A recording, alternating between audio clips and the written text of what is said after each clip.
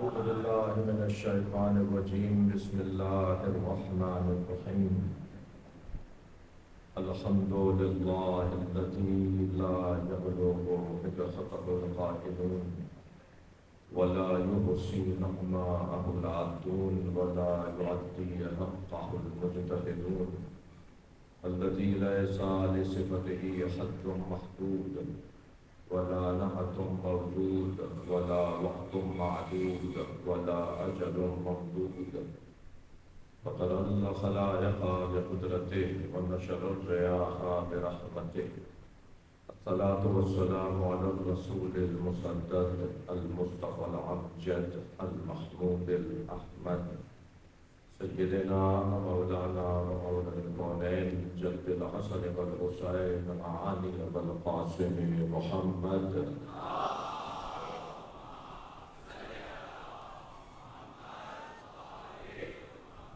وآله الطيبين الطاهرين المعصومين الذين قال الله إنما يريد الله ليذهب عنكم الرجس أهل البيت ويطهركم تطهيرا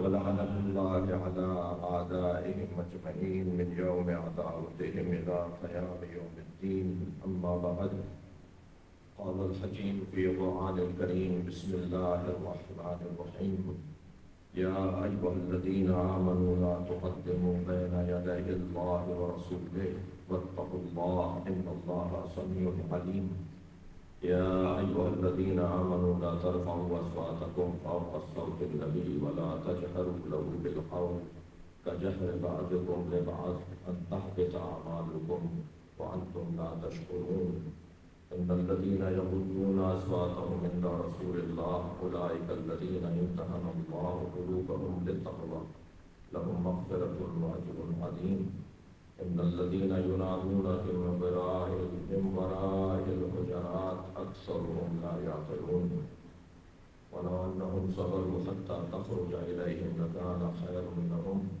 والله غفور رحيم صلوات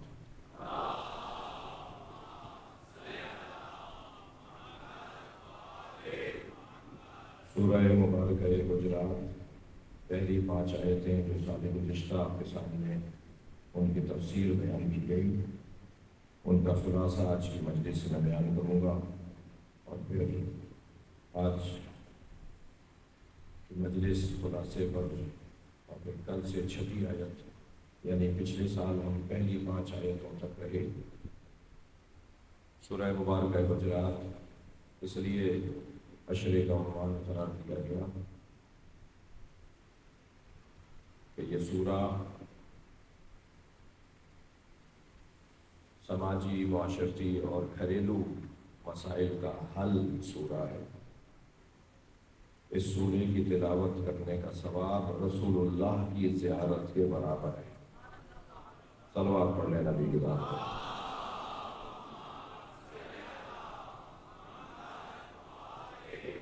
میرے مولا امام جعفر صادق علیہ السلام نے ارشاد فرمایا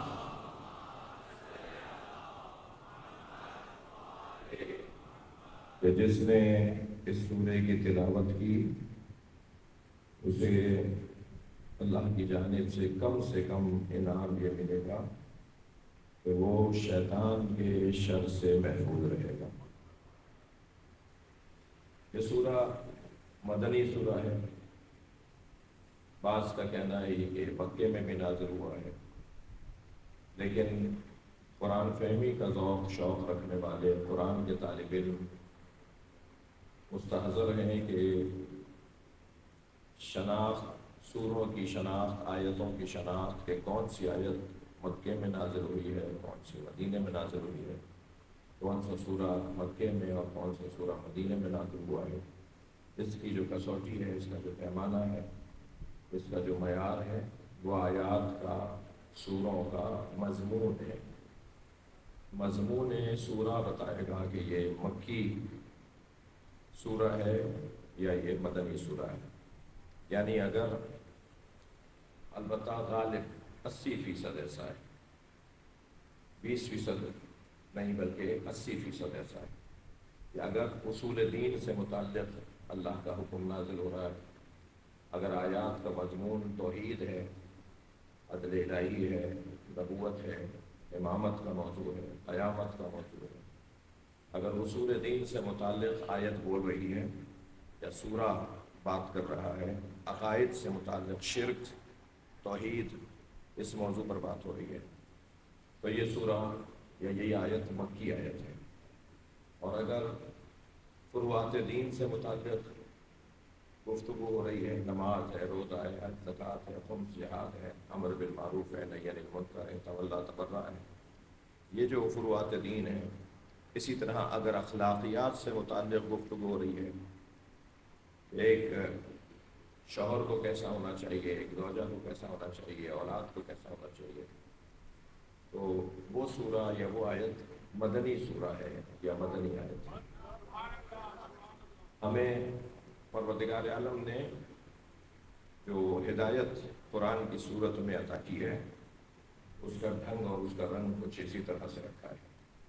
میں نے شاید کل کی مجلس میں عرض کیا تھا کہ یہ 26ویں پارے کا سورہ ہے اور 49واں سورہ ہے، 49واں سورہ ہے، اور اس کی 18 آیتیں ہیں، اور 18 آیتوں میں جو پہلی 5 آیتیں ہیں وہ ادب، احترام، خاص طور پر اللہ اور رسول اللہ کے ادب و احترام کے بارے میں، کیونکہ اس سورے میں آگے جا کر سماجی مسائل کا بھی ذکر ہے، گھریلو مسائل کی بھی رہنمائی ہے۔ تو اگر ہم سماجیات میں اخلاقیات کو بہتر کرنا چاہتے ہیں، معاشرے میں اگر اخلاقیات کو بہتر کرنا چاہتے ہیں، اور ہمارے اخلاق اللہ ہی سے متعلق اچھے نہیں ہیں، ہمارا ادب رسول اللہ سے ہی متعلق اچھا نہیں ہے، تو ہم چاہے کتنے ہی بڑے انسان بن جائیں، اگر اللہ سے متعلق ہمارا ادب نہیں ہے، رسول اللہ سے متعلق ہمارا ادب نہیں ہے، تو پھر بہن بھائیوں کے رشتے کا کوئی فائدہ نہیں، یہ ڈھیلا ڈھیلا رہے گا، یہ کمزور کمزور رہے گا۔ صلوات پڑھیں ذرا محمد وعلیہ۔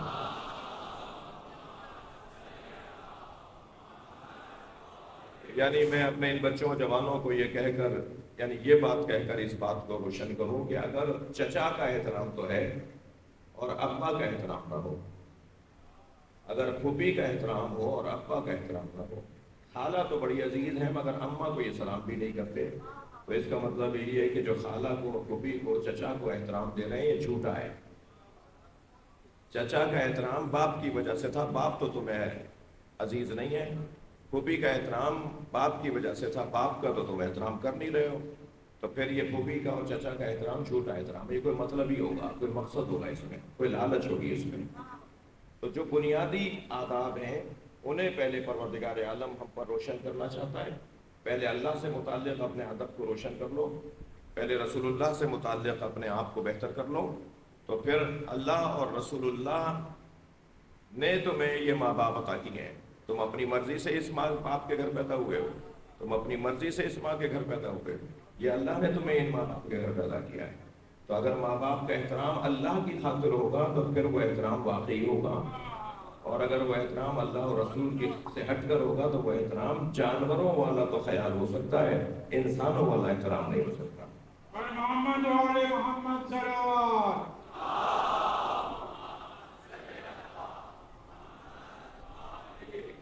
تسلی لیجیے، آپ خفا نہیں ہو رہے میری باتوں سے، ایک بلند صلوات کی صورت میں۔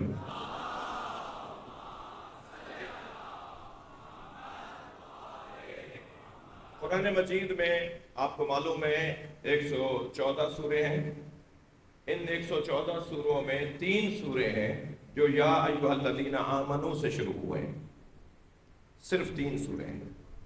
ایک سورہ مبارکہ مائدہ، یا ایھا الذین آمنوا اوفوا بالعقود، یہاں سے شروع ہو رہا ہے۔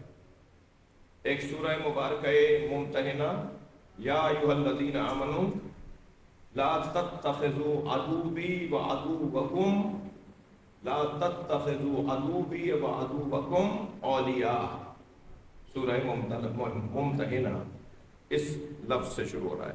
یا سورہ مبارکہ حجرات ہے، یا ایھا الذین آمنوا لا تقدموا بین یدی اللہ ورسولہ واتقوا اللہ ان اللہ سمیع علیم، یہ سورہ مبارکہ حجرات یا ایھا الذین آمنوا سے شروع ہو رہا ہے۔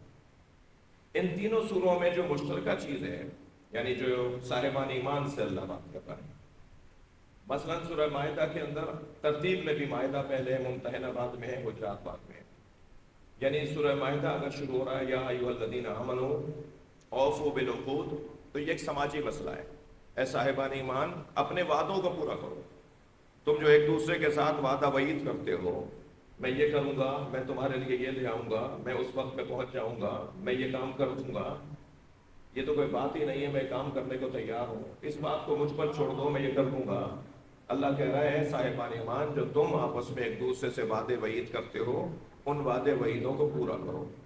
یہ سماجی مسئلہ ہے، یہ معاشرتی مسئلہ ہے، بہت بڑا مسئلہ ہے، بہت بڑی کمزوری ہے معاشرے کے اندر، پھیلنے والی بہت بڑی کمزوری ہے، پھیلنے والی بہت بڑی بیماری ہے کہ بڑی بڑی باتیں کر کے، لمبی لمبی باتیں کر کے، زمین آسمان کو بننے کی باتیں کرنے والے وہ اپنے آپ کو مسلمان کہیں، اور پھر شرم کی بات ہے کہ وہ اپنے آپ کو شیعہ بھی بولے۔ اگر تم نے کوئی دعویٰ کر لیا ہے، کوئی وعدہ کر لیا ہے، کوئی عہد پیمان باندھ لیا ہے، تو تم اس نبی کے کلمہ پڑھنے والے ہو اور اس علی کا دم کرنے والے ہو جنہوں نے ساری زندگی وعدہ پورا کرنے میں گزاری۔ مولا علی نے دعوت ذوالعشیرہ میں نبی سے وعدہ کیا تھا، میں ساری زندگی آپ کا ساتھ دوں گا۔ علی نے 23 برس تک ساتھ دیا، غدیر کے میدان میں من کنت مولا فہذا علی المولا کہہ کے نبی نے وعدہ پورا کیا۔ یعنی محمد والے محمد صلوات۔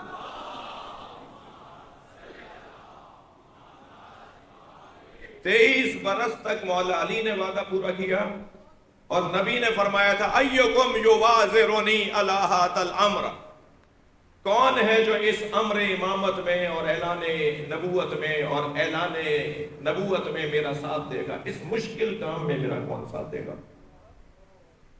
الا انہ وسیعی و خلیفتی و وزیری، حتیٰ یہاں تک بھی آیا ہوا امام امتی بعدی، جو اس مشکل کام میں میرا ساتھ دے گا وہی میرا وسیع ہوگا، وہی میرا وزیر ہوگا، وہی میرا خلیفہ ہوگا، وہی میری امت میں میرے بعد امت کا امام ہوگا۔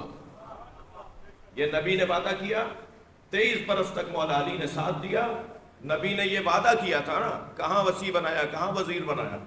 تو پھر اعلان ہوا غدیر کے میدان میں، کہہ دیجئے، پہنچا دیجئے، بتا دیجئے انہیں وہ جو ہم نے آپ پر نازل کر دیا۔ تو اب یہ تو نبی اور اللہ کے درمیان تھا نا کہ کیا نازل کیا، امت کو تو تب پتا چلا جب نبی نے کہا من کنت مولا فہذا علی المولا۔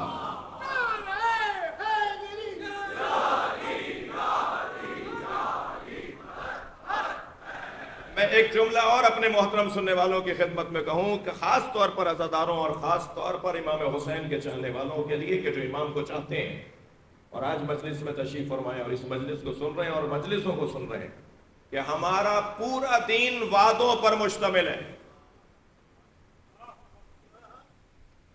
لا دینا لمن لا عہد لہ، حدیث سنا دی ہے میں نے آپ کو، وہ دیندار ہی نہیں ہے جس کے ہاں عہد پورا کرنے کا جذبہ نہ پایا جاتا، جس کے ہاں وعدہ پورا کرنے کا جذبہ نہ پایا جاتا۔ جو وعدہ کرے اور وعدے کو پورا نہ کرے، لا دین لمن لا عہد لہ۔ لہذا پہلا سورہ یا ایک سورہ جو یا ایھا الذین آمنوا سے شروع ہو رہا ہے، وہ سورہ شروع ہو رہا ہے سورہ مبارکہ مائدہ میں، اوفوا بالعقود۔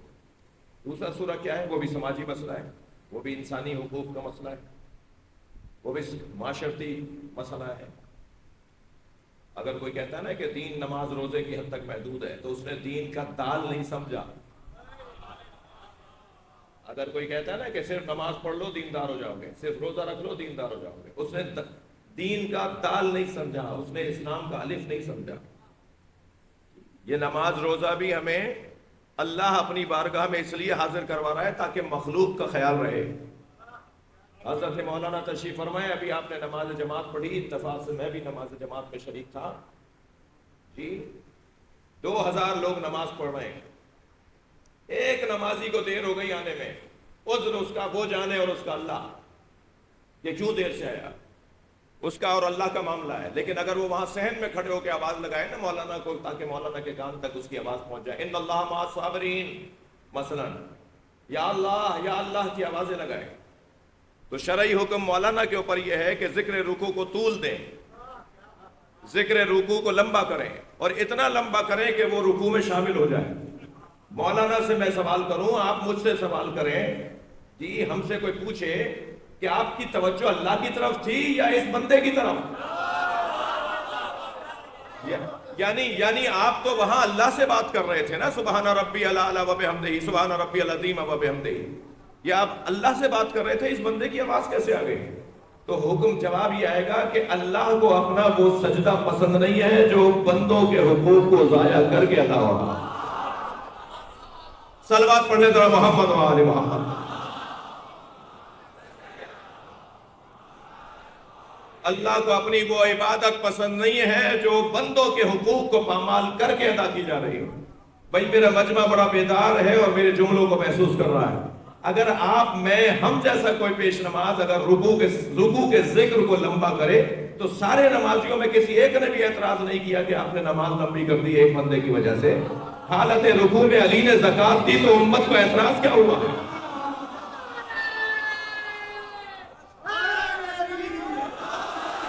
صلوات پر محمد و آل محمد.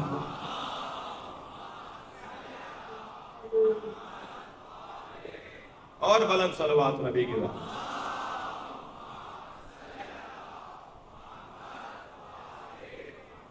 علماء کرام تشریف فرمائے ہیں، صاحب علم صاحبان علم تشریف فرمائے ہیں، سنی شیعہ شخصیات تشریف فرمائے ہیں.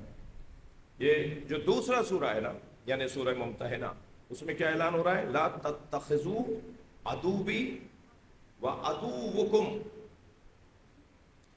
لا تتخذوا عدوی وعدوکم اولیاء، میرے دشمنوں کو، اللہ کہہ رہا ہے اے صاحبان ایمان، میرے دشمنوں کو اور اپنے دشمنوں کو اپنا دوست مت بناؤ. میں نہیں جا رہا فلسطین، آپ کو نہیں لے کے جا رہا.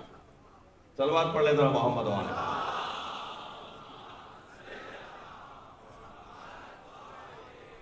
اگرچہ میرے اس ایک جملے سے آپ فلسطین پہنچ گئے. غزہ کے مسلمانوں کے ساتھ جو کچھ ہو رہا ہے، اللہ ہمیں غیرت عطا فرمائے اور انہیں غیب سے مدد عطا فرمائے. اس دعا کی قبولیت کے لیے بلند صلوات.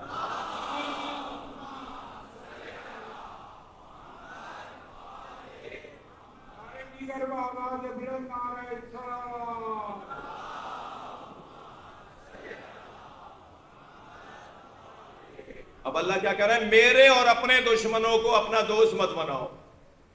اللہ کا دشمن کون ہے؟ اللہ کا دشمن کون ہے؟ ہمارا دشمن کون ہے؟ عزیزان گرامی، مجھے خوف ہو رہا ہے کہ میں اس خلاصہ گوئی میں 2 دن 3 دن نہ لگا دوں. یہ خلاصہ گوئی ہو رہی ہے، پچھلے سال کا خلاصہ، پچھلے 2 سالوں کا خلاصہ بیان کر رہا ہوں، اور ارادہ یہ تھا کہ آج ایک ہی مجلس کو بیان کروں گا. چھوڑ دیجئے، آگے بڑھیے.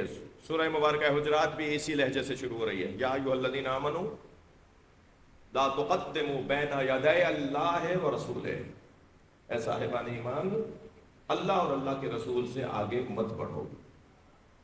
واتقوا اللہ، تقوی پروردگار اختیار کرو. ان اللہ سمیع علیم، اللہ بہت زیادہ سننے والا اور جاننے والا ہے. کیوں آگے نہ جاؤ؟ کیوں آگے نہ جائیں؟ کیوں آگے جانا جائز نہیں ہے؟ کیوں اللہ اور اللہ کے رسول سے آگے بڑھنا ناجائز ہے؟ کیوں اللہ اور اللہ کے رسول سے آگے بڑھنے والے کی مذمت ہے، ممنوع ہے، اس کو روکا گیا ہے؟ اس لیے کہ اللہ تمہارا خالق ہے، اللہ تمہارا رب ہے. رسول اللہ کی وجہ سے تمہیں اللہ نے خلق کیا ہے. رسول اللہ کی وجہ سے اللہ تمہیں رزق دے رہا ہے. رسول اللہ کی وجہ سے اللہ نے تمہیں علم دیا ہے.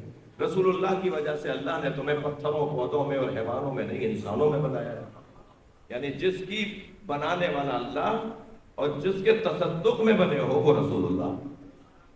تو جس نے بنایا ہے اور جس کے تصدق میں بنے ہو وہ کیا تم جیسے ہیں؟ کیا تم اس کے ساتھ ساتھ چلو گے؟ کیا تم اس سے آگے چلو گے؟ کیا تم اسے اپنے جیسا مانو گے؟ کیا اس میں تم میں کوئی فرق نہیں ہے؟ کیا اس کے حقوق تمہاری گردن پر نہیں ڈلتے؟ کیا تمہیں اس کا خیال نہیں کرنا کہ کہیں ایسا نہ ہو کہ تم اس سے آگے بڑھ رہے ہو؟ کیوں آگے نہ جائیں؟ اس لیے کہ وہ ہمارا خالق ہے، وہ ہمارا رب ہے، وہ ہمارے ہادی ہیں، وہ ہمارے نبی ہیں، وہ ہمیں سمجھانے والے ہیں، وہ ہمارے نذیر اور بشیر ہیں۔ اس لیے حق ہے، یعنی کوئی سبب ہے نا جس کی وجہ سے اللہ اور اللہ کے رسول کے آگے نہیں جانا۔ بات اللہ اور اللہ کے رسول کی ہو رہی ہے، ٹھیک ہے؟ قاعدہ یہ ہے، قانون یہ ہے، جو تم سے اعلیٰ اور ارفع ہو، جو تم سے اولیٰ اور عظیم ہو، جو تم سے زیادہ بہتر ہو، اس کا تمہیں خیال کرنا ہے، اس کے آگے نہیں جانا۔ لہذا جو ماہرین ہیں، جو متخصصین ہیں، ان کے آگے نہیں جانا، اور ہم عملی طور پہ نہیں جاتے۔ ڈاکٹر سے نسخہ لکھواتے ہیں، خود ہم دوائیوں کو تجویز نہیں کرتے۔ البتہ ابھی بھی کچھ لوگ ایسے ہیں جو گھر میں بچی ہوئی دوائیوں کا ڈبہ رکھتے ہیں، اور جب کبھی ضرورت پڑتی ہے تو اسی میں سے کوئی ٹیبلٹ، کوئی سیرپ نکال کے پی لیتے ہیں۔ ایسے لوگ خطرناک ہیں اپنے لیے۔ شاعر اہل بیت تھے نا عباس ذیلی صاحب، یہاں بھی محفلوں میں اکثر آتے تھے، بہت محترم شخصیت، بہت بڑے ادیب، وہ جن کے دو مصرے بڑے مشہور ہیں کہ یہ کس نے کہہ دیا کہ ہماری ہے کربلا، یہ کس نے کہہ دیا کہ ہماری ہے کربلا، حق بات تم کہو تو تمہاری ہے کربلا۔ یہ عباس ذیلی،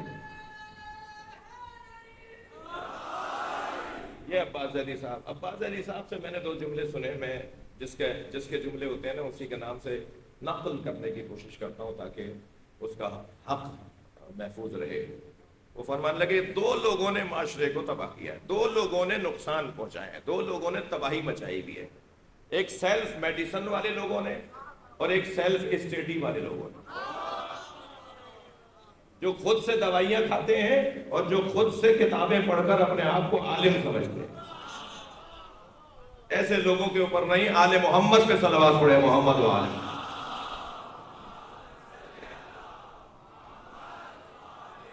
اور بلند صلوات نبی اور آل نبی پر۔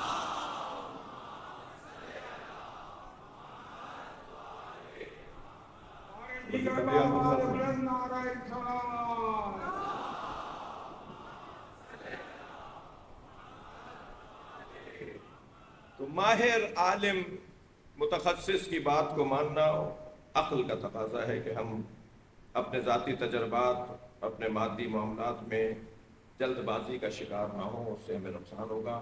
ان لوگوں سے پوچھ لیں کہ جن لوگوں کو پروردگار عالم نے زیادہ قابل قرار دیا۔ اچھا، حکم یہ ہے کہ لا تقدموا بین یدی اللہ ورسولہ واتقوا اللہ ان اللہ سمیع علیم۔ یہ اللہ اور اللہ کا حق ہماری گردن پر ہے کہ ان سے آگے نہ بڑھیں۔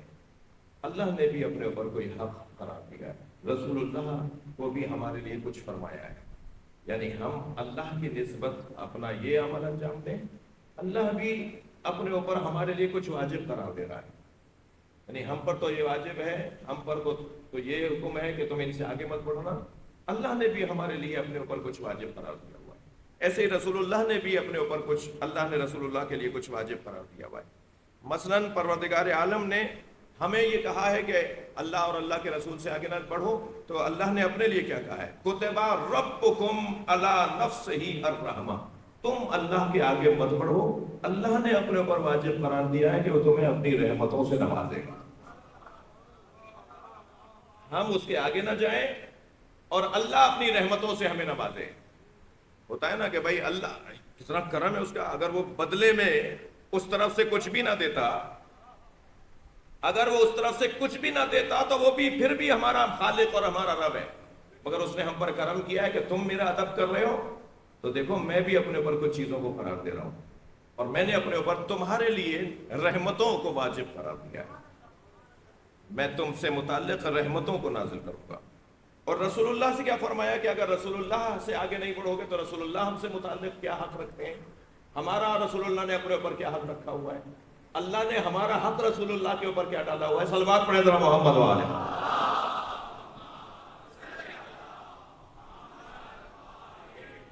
مجھے تسلی دیجئے، آپ میری بحث سے اکتا نہیں رہے۔ آپ محمد وآل محمد صلوات.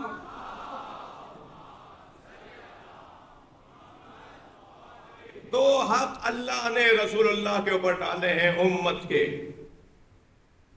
کیا کرم ہے اس اللہ کا، کیا احسان ہے اس ذات کردگار کا. یا رسول اللہ، ہماری کیا حیثیت ہے؟ ہماری تو صرف حیثیت یہ ہے کہ ہم آپ کی ہر بات کو مانیں، مگر یہ کرم ہے اللہ کا اور رافت ہے رسول اللہ کی کہ اس کے باوجود بھی رسول اللہ پر اللہ نے ہمارے لیے کوئی واجب قرار دیے، حکم قرار دیے. سب سے پہلا حکم یا ایک حکم کیا ہے؟ میرے رسول، یہ جو تم سے محبت کرتے ہیں، تمہارا ادب کرتے ہیں، تمہارا احترام کرتے ہیں، تمہارے اوپر ایک چیز میں ان سے متعلق لازم قرار دے رہا ہوں. اذا جاءک الذین یؤمنون بآیاتنا اذا جاءک الذین یؤمنون بآیاتنا فقل سلام علیکم. اے میرے حبیب، جو میری آیات پر یقین رکھتے ہوئے تمہارے پاس آ جائیں تم انہیں سلام کہو. رسول اللہ پر اللہ لازم قرار دے رہا ہے فقل سلام علیکم. امت کو سلام کرو، ان ایمان والوں کو سلام کرو. اللہ کا رسول ان ایمان والوں کو سلام کرو. ایک یہ رسول اللہ کے اوپر اللہ نے ہمارے متعلق حکم واجب کیا. اور دوسری آیت سنا دوں آپ کو، ارشاد ہو رہا ہے وَغْفِضْ جَنَاحَكَ لِمَنْ اتَّبَعَكَ مِنَ الْمُؤْمِنِينَ. اے میرے حبیب، جو تمہارا ادب کر رہے ہو نا، جو تمہارا خیال کر رہے ہو، تمہارا احساس کر رہے ہو، تم پر بھی لازم ہے کہ ان کے آگے اپنے شانوں کو بچھا دو. عجیب آیت ہے یہ. وَغْفِضْ جَنَاحَكَ، یہ آیت آپ آشنا اس آیت سے. والدین سے متعلق پروردگار عالم نے کیا ارشاد فرمایا؟ اللہ اکبر. وَقَضَىٰ رَبُّكَ أَلَّا تَعْبُدُوا إِلَّا إِيَّاهُ وَبِالْوَالِدَيْنِ إِحْسَانًا إِمَّا يَبْلُغَنَّ عِندَكَ الْكِبَرَ أَحَدُهُمَا أَوْ كِلَاهُمَا. اللہ نے تمہارے لیے یہ حتمی فیصلہ طے کیا ہے، صادر کیا ہے کہ اگر تمہارے ماں باپ تمہاری زندگیوں میں ان میں سے ایک یا دونوں بوڑھے ہو جائیں فَلَا تَقُلْ لَهُمَا أُفٍّ وَاخْفِضْ لَهُمَا جَنَاحَ الذُّلِّ مِنَ الرَّحْمَةِ. میں نے جلدی اپنے مطلب کا حصہ آپ کو سنا دیا. خبرداری نے اف بھی نہیں کہنا اور ان کے سامنے اپنے شانوں کو جھکا دینا.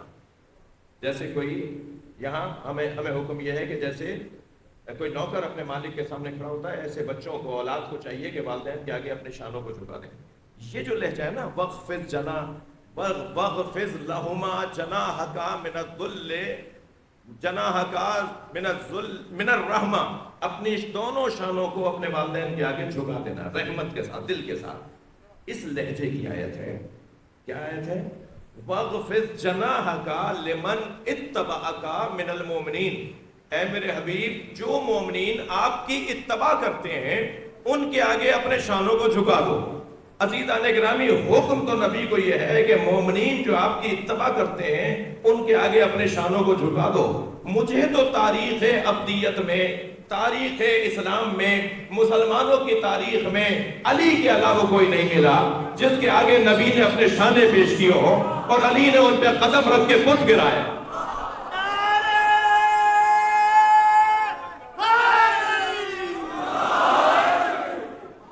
اللہ یہ کہہ رہا ہے جو آپ کی اطاعت میں، اتباع میں کامل ہیں ان کے آگے اپنے شانے پیش کر دیں. اور رسول اللہ نے صرف علی کے سامنے اپنے شانے پیش کیے ہیں جن شانوں پہ کھڑے ہو کر علی نے بت گرا ہے. اور جب نبی کے شانوں پہ کھڑے ہو کر مولا علی بت گرا رہے تھے تو سرکار نے پوچھا، علی خود کو کتنا بلند محسوس کر رہے ہو؟ فرمانے لگے 2 گز کے فاصلے پہ عرش نظر آ رہا ہے.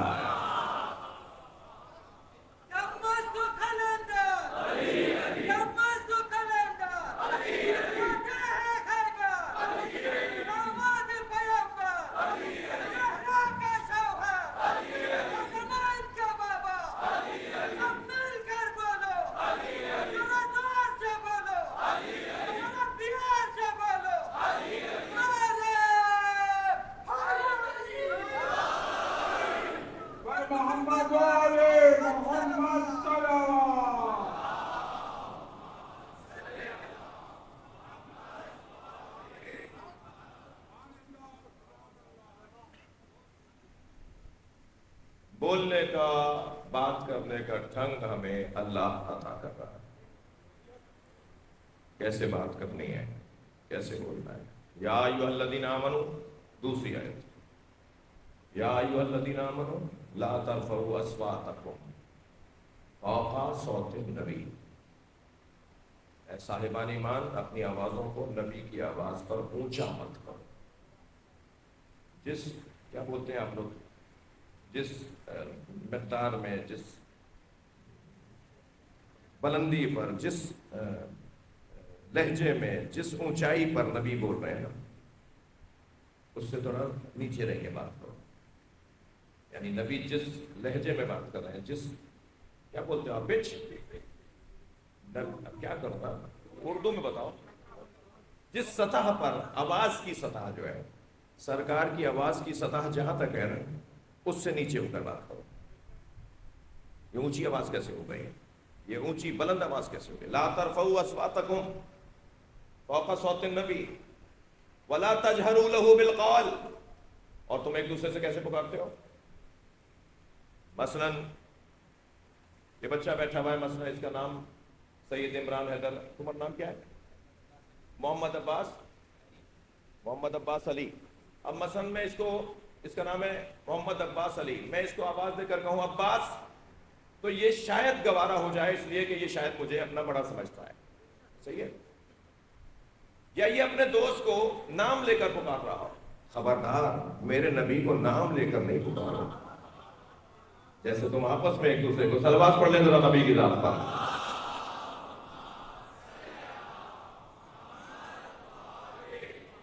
ایسے میرے نبی کو نہیں پکارو۔ لا تجہروا لہ بالقول کجہر بعضکم لبعض، جیسے تم ایک دوسرے کو پکارتے ہو نا، ایسے مت پکارو، اس لیے کہ یہ کیا ہوگا، اس سے کیا ہوگا، ان تحبط اعمالکم وانتم لا تشعرون، تمہارے اعمال حبط کر لیے جائیں گے اور تمہیں پتہ بھی نہیں چلے گا۔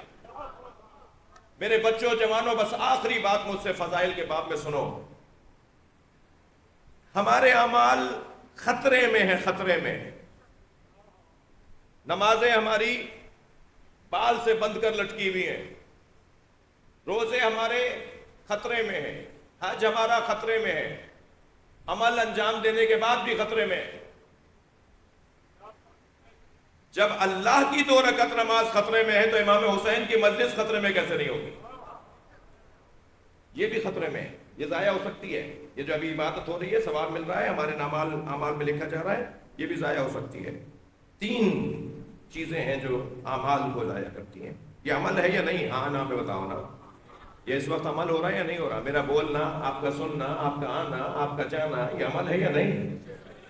عمل تو خطرے میں ہے، عمل خطرے میں ہے، اور اس کو 3 چیزیں اس عمل کو ضائع کر دیتی ہیں۔ ایک چیز شروع سے ہی عمل کو خراب کر دیتی ہے، اور ہمیں بعض اوقات پتہ ہی نہیں رہتا کہ عمل ہمارا خراب ہے، ہمیں پتہ ہی نہیں ہوتا۔ ہم نے ایکسپائر ڈیٹ والی دوا لے کر خوب کھا پی لی، اثر ہی نہیں ہو رہا، ہمیں پتہ ہی نہیں ہے کہ اس کے اندر اثر ہی نہیں تھا، ہمیں پتہ ہی نہیں تھا کہ وہ پہلے ہی ایکسپائر ڈیٹ والی پر، ایکسپائری ڈیٹ کے ساتھ تھی دوا، ٹھیک ہے؟ اب کیا کروں، یہ بچے بیٹھے ہیں نا تو ان کو جلدی بات سمجھ میں آئے گی۔ یعنی شروع سے ہی وہ ناکارہ، جو عمل شروع سے ہی ناکارہ ہو وہ عمل ریاکاری کا عمل ہے۔ اللہ اور اللہ کا رسول تو یاد ہی نہیں ہے، شمشاد صاحب سے ملاقات کرنی ہے، بھائی مجلس میں نہیں جاؤں گا تو یہ کہیں گے آج مجلس میں کیوں نہیں آئے تھے۔ اللہ اور اللہ کا رسول تو یاد ہی نہیں ہے، نماز میں جا رہا ہوں، ہمارے فلاں عزیز کہتے ہیں نماز میں نہیں آؤ گے تو تمہارے ابا سے شکایت کر دوں گا، انہیں دکھانے کو جا رہا ہوں۔ یہ نماز شروع سے ہی باطل، جو عبادت شروع سے ہی باطل ہو وہ ریاکاری کی عبادت ہے۔ کچھ اعمال ہیں جو شروع میں باطل نہیں ہوتے، درمیان میں آ کے باطل ہو جاتے ہیں، خراب ہو جاتے ہیں، فاسد ہو جاتے ہیں۔ اور وہ کون سے اعمال ہیں؟ جن میں عمل دینے کے بعد یا عمل دینے کے درمیان عجب اور خود پسندی آ جائے۔ مجھ سے بڑا تو کوئی ماتمی نہیں ہے، مجھ سے بڑا تو کوئی عزادار نہیں ہے، مجھ سے بڑا تو کوئی مولا حسین کا نوحہ پڑھنے والا نہیں ہے، مجھ جیسا کوئی خطیب ہے دنیا کے اندر۔ یہ جو میں مجلس پڑھتے پڑھتے، یہ جو میں عزاداری کرتے کرتے سوچ رہا ہوں کہ مجھ جیسا تو کوئی ہے ہی نہیں، بس جیسے ہی میں نے اپنے آپ کو دوسروں سے افضل جاننا شروع کیا، درمیان میں میرا عمل ضائع۔ اسے کہتے ہیں خود پسندی اور عجب کی وجہ سے اعمال کا ضائع ہونا۔ اور تیسرا مرحلہ جو اعمال کو، ناراض ہو رہے ہیں، تیسرا مرحلہ جو اعمال کو ضائع کر دیتا ہے، توجہ چاہوں گا۔ پہلا مرحلہ ریاکاری، دکھاوے کا عمل، ڈھول پیٹ رہے ہیں، بتا رہے ہیں، ارے بھائی تم مولا کی خاطر کر رہے ہو تو ہمیں کیوں بتا رہے ہو؟ اور شیطان تو ایسی چٹکی بھرتا ہے، اگر کوئی بیٹھ کر بتا رہا ہو نا کہ میں نے اتنے فلاں راشن ڈلوایا اور اتنے لوگوں کو میں نے فیسیں بچوں کی ادا کی، اب شیطان چٹکی بھرتا ہے، تم نے بھی تو کچھ کیا ہے، بتاؤ نا۔ اب ادھر رحمان کا نمائندہ کہتا ہے بھائی اللہ کی خاطر کیا ہے، خاموش رہو، مگر پھر بعد میں شیطان پھر چٹکی بھرتا ہے، نہیں کچھ تو بتا دو۔ اور اگر نہیں بتاؤ گے، اچھا کتنا شیطان بہکاتا ہے، کتنا سجاتا ہے کام کو، اگر تم بتاؤ گے نا تو لوگوں کو بھی حوصلہ ملے گا، کوئی اور بھی یہ اچھا کام کرنے لگے گا، کوئی اور اچھا کام کرے گا، اسے توفیق ملے گی، تم اپنے عمل کو چھپاؤ، تمہاری عبادت بڑھ جائے گی۔ ہمیں شیطان چٹکیاں بھرا، بتاؤ تم بھی تو کچھ ہو۔ ہمارے ہاں مسئلہ اس وقت، ناراض ہو رہے ہیں، ہمارے ہاں مسئلہ اس وقت اتنا پیچیدہ ہو گیا ہے، اتنا پیچیدہ ہو گیا ہے کہ ہر تیسرا بندہ، بڑے احتیاط سے بول رہا ہوں، ہر تیسرا بندہ چھپا ہوا خزانہ ہے، بتانا چاہتا ہے کہ میں کون ہوں۔ جب تک بتائے گا نہیں یہ خزانہ کھلے گا نہیں عزیزان گرامی، ریاکاری عمل کو خراب کر دیتی ہے۔ میں مضمون سے ہٹ کر بات نہیں کر رہا۔ یا ایھا الذین آمنوا لا ترفعوا اصواتکم فوق صوت النبی لا تجہروا لہ بالقول کجہر بعضکم لبعض ان تحبط اعمالکم۔ اعمال ضائع ہوتے ہیں آغاز میں ریاکاری کے ذریعے، اعمال ضائع ہوتے ہیں درمیان میں خود پسندی کے ذریعے، اور اعمال ضائع ہوتے ہیں اختتام پر بے ادبی کے ذریعے۔ بے ادب انسان کے اعمال بہت سجے ہوئے بھی ہوں تو ضائع ہو جاتے ہیں۔ بے ادبی، بدتمیزی، بے ادبی اعمال کو ایسے ضائع کرتی ہے۔ اب میں کیا کروں، پھر مجھے اجازت دو کہ میں ان بچوں اور ان جوانوں اور بعض دوستوں کی وجہ سے میں ذرا مثال سیدھی اور سامنے والی دوں۔ کرنٹ کتنی دیر لگتا ہے؟ ایک جھٹکے میں دم نکال دیتا ہے، خاص طور پر اگر کرنٹ بڑے تار سے آ رہا ہو، یعنی بڑے پاور سے کرنٹ لگے تو ایک لمحے میں تڑپائے گا اور مار دے گا۔ اللہ اور رسول اللہ اور علی کی بے ادبی ایک لمحے میں مار ڈالے گی۔ صلوات پڑھنے ذرا محمد و آل محمد۔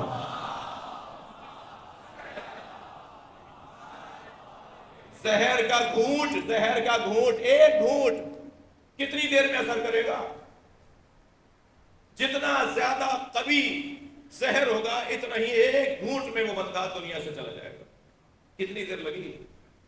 یہی تو اللہ سمجھانا چاہ رہا ہے، بے ادبی مت کرو، ان تحبط اعمالکم، تمہارے اعمال کو حق کریں گے وانتم لا تشعرون، تمہیں پتہ ہی نہیں چلے گا تمہارے ساتھ کیا ہو گیا۔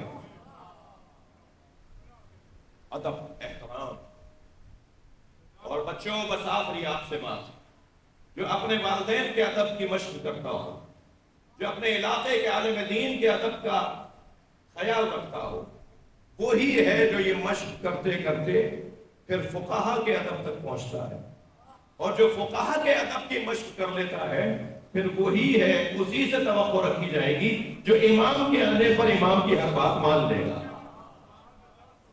لیکن جسے بات ماننے کا شوق نہیں ہے، مشق نہیں ہے، اس کو کوئی ممارست نہیں ہے، وہ پھر سخت ترین بات، چھوٹی چھوٹی باتیں جب یہ نہیں مان رہا تو بڑی باتیں کیسے مانے گا؟ کہ جب حضرت آئیں گے وہ کہیں گے اپنی گاڑی کی چابی ہمارے فلاں چاہنے والے کو دے دو، اور یہ بغیر چوں چنا چوں کیسے کہے بغیر اپنی گاڑی کی چابی امام کے کہنے پہ جس کو امام کہیں اسے دے دے گا۔ اپنا گھر خالی کر دو، 1 گھنٹے بعد ہمارا فلاں چاہنے والا تمہارے گھر میں رہے گا، اور یہ بغیر کیوں کیسے کے گھر خالی کر دے، اس لیے کہ امام نے کہہ دیا اپنا گھر خالی کر دو۔ جو یہاں سے اٹھ کے نہیں یہاں کے بیٹھ جاؤ، یہ ماننے کو تیار نہیں ہے کسی بڑے کی،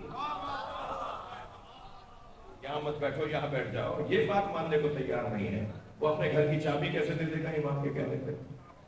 تو ادب، احترام، حکم کی پابندی، ائمہ کے حکم کو مان لینے کا جو نتیجہ ہے وہ آخر میں جا کے ہوئے گا، وہ اللہ اور اللہ کے رسول اور اہل بیت کی نسبت وہ ادب فائدہ پہنچائے گا۔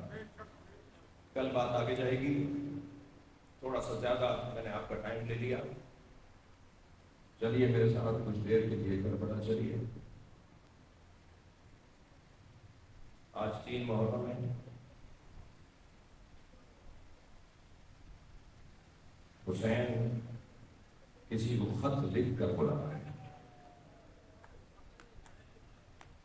حبیب ابن ملاحم مولا حسین کا ایسا چاہنے والا جسے خط پہنچے گا تو وہ آنکھوں سے لگائے گا اور حسین کی مدد کو آ جائے گا۔ کربلا والوں، حسین کے عزاداروں، ایک کو تو امام نے خط لکھ کر بلایا ہے اور ایک کو سیدہ زہرا کی آواز آئی ہے شب عاشور، اور اپنے خیموں کے درمیان یہ کہتے ہوئے گزر رہا ہے کہ مجھے ہر کچھ دیر کے بعد ایک بیوی کے رونے کی آواز ہے۔ جب کبھی اور خیمے میں جاتے ہیں تو خیمے کی پشت سے، خیمے کے پردے کی پشت سے ایک بیوی کی آواز آتی ہے، اور بیوی یہ کہہ رہی ہوتی ہے کون ہے جو جنت میں جانا چاہتا ہے، اس لیے کہ جنت تو حسین کے خیموں میں ہے۔ ساری رات مضطرب رہنے والا اور اجر اللہ۔ جب صبح عاشور نمودار ہوئی تو گھوڑے کو پانی پلانے کے غرض سے سب سے یہ کہہ کے چلا کہ میں اپنے گھوڑے کو نہر سے پانی پلانے جا رہا ہوں۔ پہلے پانی پلایا اور اس کے بعد نہر ایک لمبا راستہ دیا جو پھر جائے گا امام حسین کے خیموں کی طرف۔ بیٹے نے اور غلام نے دیکھا کہ اور کا ارادہ کچھ اور ہے، تو بیٹا اور غلام بھی آہستہ آہستہ پیچھے ہوئے۔ کچھ قریب آ کے کہا کہ آپ کا کیا ارادہ ہے؟ تو اپنے بیٹے سے کہا بیٹا ساری رات میں خود کو دوزخ اور جنت کے درمیان دیکھ رہا تھا، میں جہاں تھا نا وہاں دوزخ ہے اور جہاں جانا چاہتا ہوں وہاں جنت ہے، مجھے جانے دو حسین کے پاس۔ اور دیکھو اب تمہیں پتہ چل گیا ہے کہ میں حسین کی خدمت میں جا رہا ہوں، تو میں سر سے امامہ اتار رہا ہوں، اس لیے کہ امامہ تو عزت دار لوگ پہنتے ہیں۔ میں اس وقت ہی عزت سے خالی ہو گیا تھا جب میں نے حسین کے گھوڑے کی لگام کو تھاما تھا۔ اجرکم اللہ، اجرکم اللہ۔ جن کے مذہب میں رونا جائز ہے وہ تکلف کر کے نہ روئے۔ جو جہاں بیٹھا ہوا ہے میرے عزیز، جو باہر بیٹھے ہوئے ہیں، جو سواریوں میں ضعیف اور بزرگ لوگ بیٹھے ہوئے ہیں، جو جہاں ہیں وہ اپنی آوازوں کو آزاد کریں گے، اس لیے کہ آپ کے برابر میں بیٹھا ہوا یہ چھوٹا سا بچہ جب آج آپ کو ایسے روتے ہوئے دیکھے گا نا تو اسے حسین پہ رونے کی مشق ہونے لگے گی۔ عزاداری کو منتقل کریں، گریہ‌زاری کو منتقل کریں۔ اجرکم اللہ۔ سر سے امامہ اتار دیا، ہاتھوں کو باندھ لیا اور کہا مجھے ایسے لے کے چلو جیسے کسی مجرم کو مالک کے سامنے لایا جاتا ہے، اس لیے کہ میری کوئی عزت اب باقی نہیں رہی۔ میں نے تو اس وقت اپنے آپ کو ختم کر دیا تھا جب میرے اس عمل نے زینب کو رلا ڈالا۔ اجرکم اللہ۔ جب حر نے امام حسین کے گھوڑے کی لگام کو تھاما تھا نا اور یہ کہا تھا کہ میں اپنی مرضی سے آپ کو لے کے چلوں گا، تو امام حسین نے فرمایا تھا ثقلت کا امک یا حر، تیری ماں تیرے غم میں بیٹھے۔ یہ عرب دنیا کا ایک جملہ ہوتا تھا، اگر کسی کو مرنے کی کہا جاتا نا کہ میں تجھے مار بھی سکتا ہوں، میں تجھے قتل بھی کر سکتا ہوں، اس وقت میں وہ کہتا تھا کہ تیری ماں تیرے غم میں بیٹھے، یعنی تیری موت کی خبر تیری ماں تک پہنچے۔ جب میرے مولا حسین نے یہ کہا نا کہ تیرے مرنے کی خبر تیری ماں تک پہنچے، تو وہ ایک مرتبہ مچلا اور کہنے لگا آپ کی ماں اگر فاطمہ زہرا نہ ہوتی تو میں بھی آپ کو جواب دیتا۔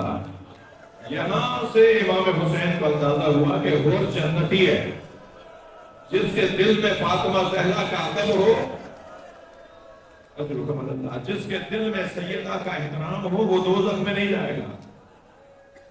پہنچا ہے امام حسین کی خدمت میں، سامنے سے حور کو آتے ہوئے دیکھا، امام نے آواز دے کر کہا عباس، علی اکبر آگے بڑھو، میرا ایک مہمان آ رہا ہے۔ جوانان بنی ہاشم نے حور کا استقبال کیا، امام کے قدموں پہ گر کر امام کے ہاتھوں کا بوسہ دیا اور ایک سوال کیا، اے فرزند رسول، کیا میرے گناہ کی توبہ ہے؟ کیا میرے اس گناہ کی توبہ ہے؟ امام نے سینے سے لگا کے فرمایا حور، میں نے تجھے معاف کیا، میرے اللہ نے تجھے معاف کیا۔ یہ کہہ کر امام حسین نے فرمایا آؤ میرے خیمے میں چلو۔ ابھی حسین خیمے کی طرف لے جا رہے تھے کہ جناب فضہ آتی نظر آئی، قریب آ کر کہا اے آقا حسین، حور کو زینب نے سلام بھیجا۔ بڑا سخت مرحلہ ہے، اجرکم اللہ۔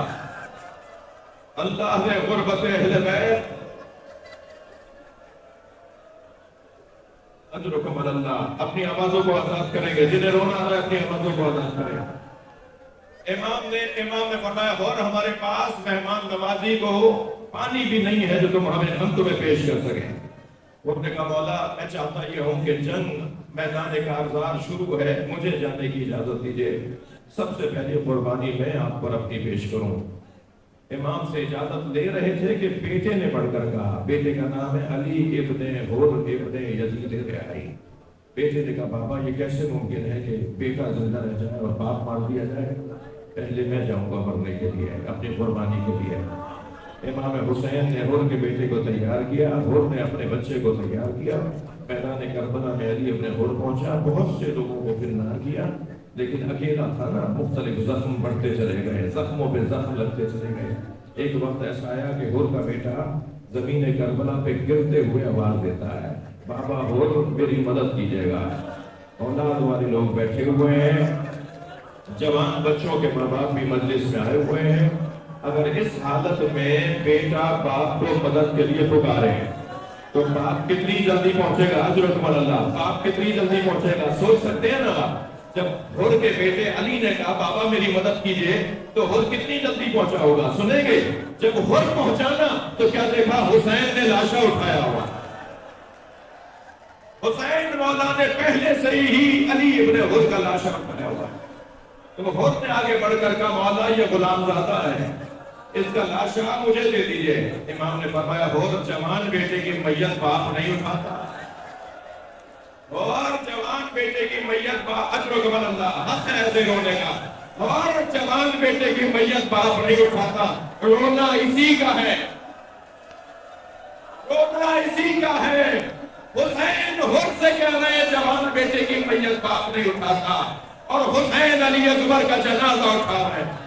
کوئی نہیں ہے میدان کربلا میں جو حسین سے بڑھ کر کہے جوان کی میت باپ نہیں اٹھاتا۔ برابر سے ایک بی بی کی آواز آئی، حسین نے مڑ کر دیکھا وہ زینب کھڑی تھی، فرمایا بھیا یہ لاشا زینب اٹھائے گی۔